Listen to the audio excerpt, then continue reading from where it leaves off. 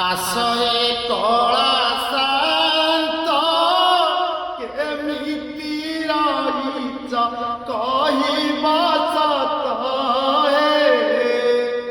ମନ ମୋର ହୁଏ ହନ୍ତ ସନ୍ତ ଠାକୁର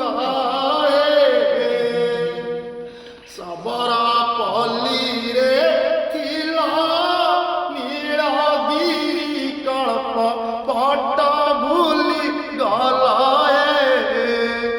ବିଶ୍ୱାବସୁକୁ କାହିଁ ଠକିଲ ମଣିମାଏ ମହୋଦଧିରେ ଆସିଲ ନୀଳାଚଳେ ନୀଳା ଲଗେଇ ଦେଲ ନିମରୁ ଦାରୁ ବ୍ରହ୍ମ ହୋଇଲ ଠାକୁର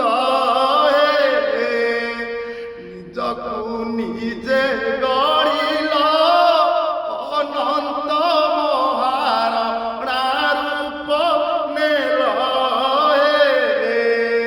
ନିଜେ ଅଧା ଗଡ଼ା ରହି ଗଲ ଠାକୁର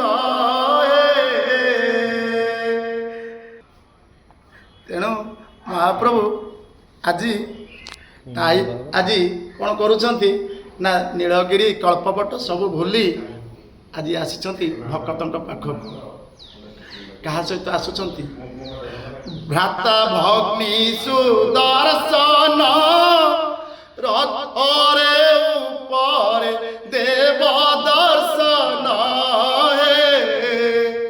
ମା ଲକ୍ଷ୍ମୀ ବିନା ଲାଗେ ସୁନ ଠାକୁର ରତ୍ନ ସିଂହାସନ ଛାଡ଼ି ଟାହିଆ ଲଗାଇ କର ପହଣ୍ଡି